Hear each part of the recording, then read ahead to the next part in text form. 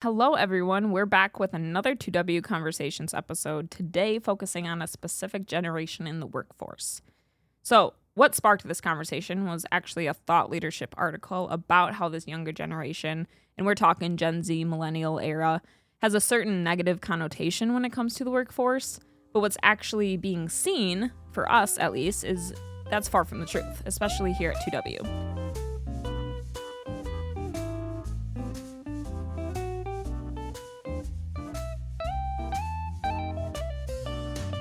So I thought, who better to speak on this than two other coworkers that fall into this generation?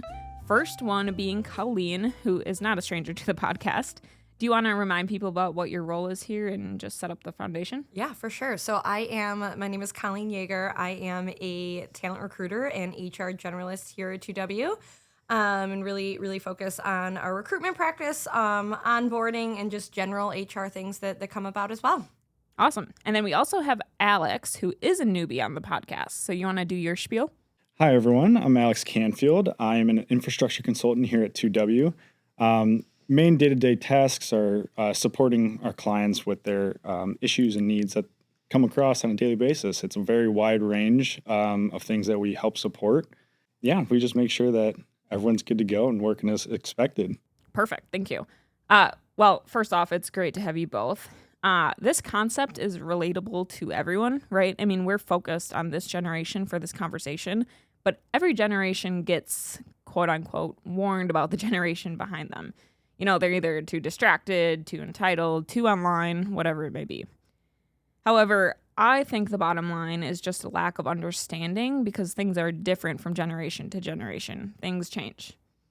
Do you guys agree with that notion? Have you ever had firsthand experiences with any of the assumptions that come with our generation? I'd say some. Yeah. You know, I think some, but I think you have to look at it with a deeper lens, right? Like there's more to it than meets the eye. It's something that you just have to understand where people are coming from. Yeah, for sure. I agree with what Colleen said. Some of them, yes, they do fit and some don't. I would say like a big one that I've noticed is that we don't work hard enough. I see the actual opposite of that because I think the younger generation coming out of college and they're fresh into the workforce, they're driven. They're super driven, and they want to prove to themselves just as much as they do to their companies that they're working for. Whereas, you know, maybe the older generation looks at it as, oh, these guys are new, you know, they're kind of just getting their feet under them. But I think it's actually quite the opposite. For sure. Now that we've established the commonality with the topic, just to paint a better picture, let's back up to before your 2W days and what you were looking for in a company that might tie into some of these stereotypes. For sure. So I started off my recruitment career as a technical recruiter in a staffing firm.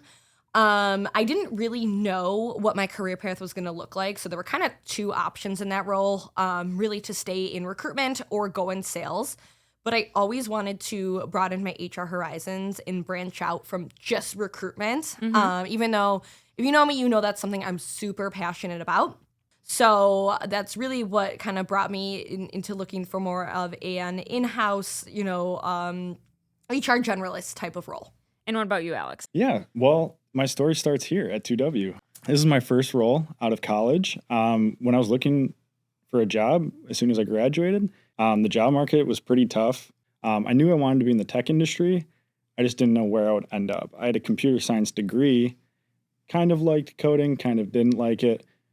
So then I started looking more into the IT side of things, which doesn't directly correlate with computer science, but I thought it would be something that I would be interested in long term. So then I started looking out of like 300 applications. 2W was one of them who was willing to take a chance on someone who, in their eyes, had no experience for what the field was. Awesome. And then what stood out for 2W in terms of maybe values or culture or anything like that? Yeah, I think one thing that stood out the most was everyone here was there for you, no matter what. And that was very clear throughout the interview process. Even once I started, they're here for the benefit to make you grow. Because that benefits both ways, benefits the company, at the same time it benefits you. That was definitely one of the biggest things. I was like, wow, these people actually care about me. I'm not just another number. I was more of a passive job seeker. I enjoyed my role. But I knew I was like, okay, I'm ready for something new, a new challenge. And again, I wanted to get more into the general HR. And for me, it was more of, I interviewed with 2W. I'd interviewed with a couple places, but nothing really stood out that I wanted to leave that previous job for. So I interviewed with 2W, and I felt like it was just that next role and that logical next step for me. Like, it just felt right, that gut feeling. Actually, I interviewed, I saw so much opportunity. I knew I wanted this job. So I went home after the interview and actually created a 90-day plan of kind of an action plan of what I would do. And I sent it to Joan Jameson, my now boss. Basically reiterated, I was like, I want this job. Yeah, that's impressive. So I agree with what you both said about some of those trends that were apparent throughout the interview process and now still carry through our employment, for sure. One of the things that sometimes turn into an obstacle when there is this generation gaps is sometimes there could be a struggle with gaining trust and respect from these different generations because of these negative connotations. And that is not the case here, I want to call out. I feel like everyone kind of acts like we're the same in a way. You know, there's a hierarchy of levels of roles, but we're all here to work together at the end of the day. And I think if you bring up a good idea, everyone's going to look at it and be like, hey, that was a great idea. Let's go forward. Let's see what we can do with it. No one's going to ever shoot down an idea without looking into it first. And I think that's what's important is your voice is always heard, no matter really the circumstances. Yeah, I feel like I was kind of instantly given the keys to the recruitment kingdom. So I feel like I was entrusted, really from the start to really build up the recruitment process, turn it into a very important part of our 2W team. And it really is empowering to feel like I've been entrusted with such an important part of the business. And then that's bringing in the talent and the people who make us who we are. So essentially putting the right people in the right seats. I also thought it was just so cool that I get to work with really smart, phenomenal leaders every day. And just sometimes I'll be having conversations and be like, that is so cool. I just got to sit, in a meeting with the chief executive officer, the chief operating officer, and just, be a part of such higher level conversations at a younger age. So I think the opportunity has just been amazing. Yeah, for sure. I mean, I remember when I interviewed with Mark, our president and CEO, and that kind of came as a surprise, especially being someone in marketing. But it is very cool, and it does give you a lot of exposure to things that you might not otherwise get. Okay, so now that the foundation is pretty set, I want to dive into these different trends, actually call out and combat some of these labels we get and how they are sometimes perceived as one thing, but actually enable us to accomplish more in just a different new way. So the first one, being the most obvious, is technology. We obviously grew up with it. And before us, all the technology was learned, and there's a difference with how that plays out.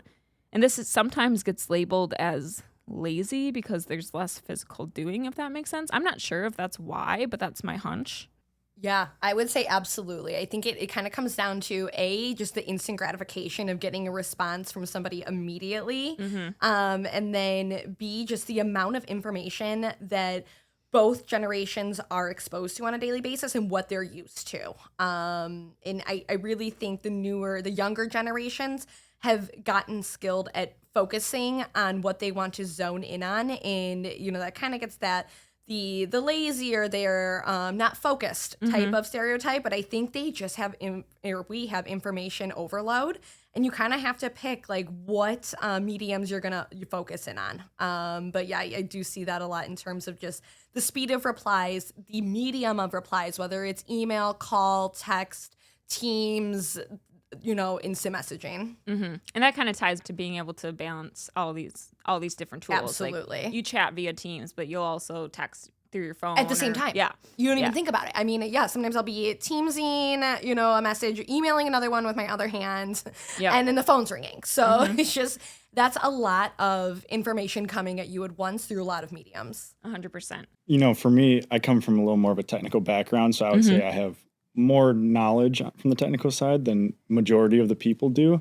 But I would say a lot of times it almost seems like the younger generation, when it comes to tech, they're a little more resourceful on how to fix their own issues when it comes to tech-related things, whereas the older generations seem to just have a lack of knowledge of what might all be connected. How could I fix this myself? Yep. And kind of just resort to like me, for example, like an IT support person. And I think that's, us being involved with technology constantly. We've just learned constantly, whereas they're almost picking it up from not using it at all to then trying to learn it and change how they work. Right. Whereas we're just like diving in. We're like, yeah, this is normal. This is how we've always operated for our entire life. We've always had a phone. We've always had a tablet, computer, laptop, wwhatever. Screens just everywhere. So I think that's one thing that our generation just excels at because we're just used to it. 100%. I think another big one is too is like we're well aware that things are going to continue to change, right? Like we're getting exposed to new technologies, especially in this world of AI, and we're aware and expecting change in the future. It's not a surprise. It's like, okay, this is what we're doing right now, but this is probably not what we're going to be doing in the next 5 to 10 years. I'm aware of it. I accept it. You know that change is coming. Yeah. I mean, the amount of searches I have on like YouTube for like how to do XYZ in Premiere Pro or Google or Microsoft Edge, whatever it is, like I am constantly searching things and trying to figure it out myself versus, to put this into perspective, my dad works in Excel a little bit for his job and he is constantly calling me and he's like, how do I do that? And I'm not an Excel wizard, but he calls me, I look it up and I tell him how to do it. But that's his first move is to call someone versus using the internet. Yeah, that's a really good case in point. Yeah. And I mean, even for me, my family, my entire extended family, I am the IT support for them. Yeah, I'm sure. Everyone, if they have problems, they're like, Alex, what's wrong with my phone? What's wrong with my laptop?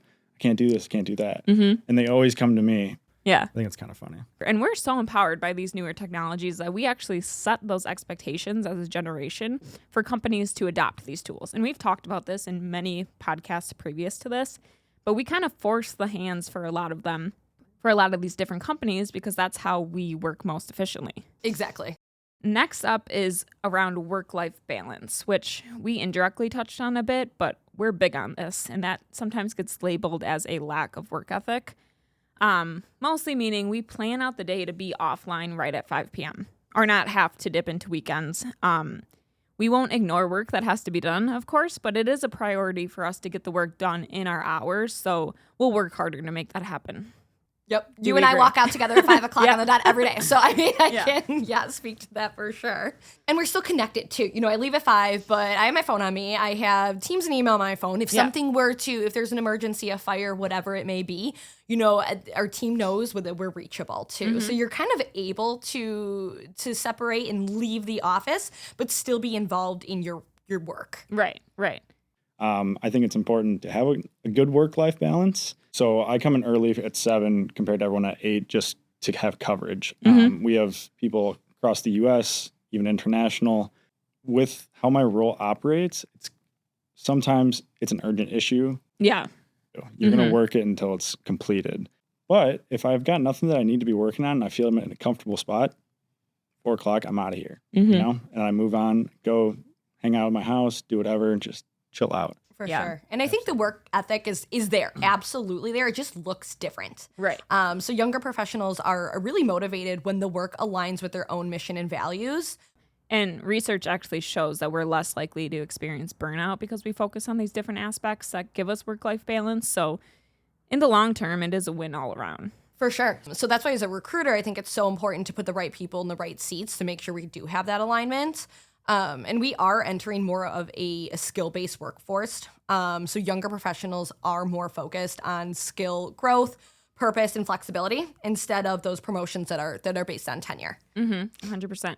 Next, we have adaptability, which sometimes comes across as rude because we don't wait for formal direction before trying things. And this ties back to what we touched on. We'll just figure shit out. We'd rather put in the work than sit and wait for an action report or anything like that. And that's just, again, us being comfortable with change. It also makes us more likely to question systems or processes, right? I mean, sometimes you ask, like, why is this done this way? And the answer is because it's done this way or because it's always been done this way.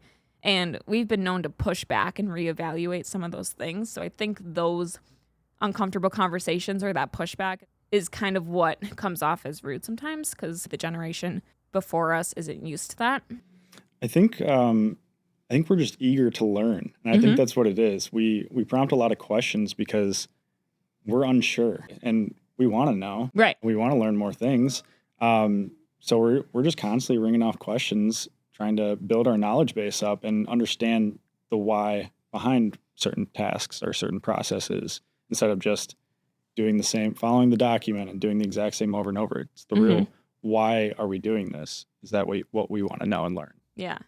That's a good call out, is that we're not scared to say what we don't know because we want to learn it. And we've had Google at our fingertips essentially the majority of our lives. So when we have questions, it's just natural to just Google it and get that instant gratification of, oh, there's my answer. So when you see something you're questioning, you're like, why, who, what, where, when, why, how? And that's just kind of, it's natural for us to ask questions and almost expect that feedback to be quick and instant. Yeah, for sure.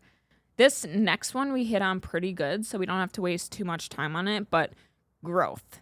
So our growth pattern is sometimes more of a web than a clear-cut ladder, which can get labeled as unmotivated, but the reality is we're not scared to move laterally. We're not scared to try something new, redefine a role, whatever that looks like. And like you said, Alex, it's about constant learning, feedback, and then Colleen, you actually stated how we're more focused on skill building than we are like a clear promotion at a title level.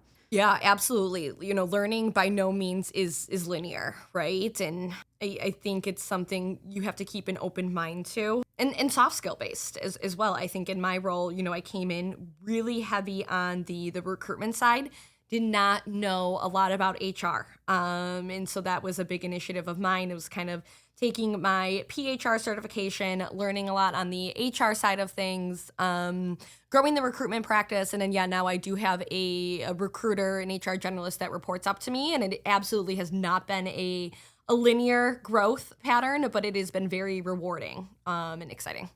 A funny saying that everyone likes to say when you start here as a technician is it's like drinking through a fire hose.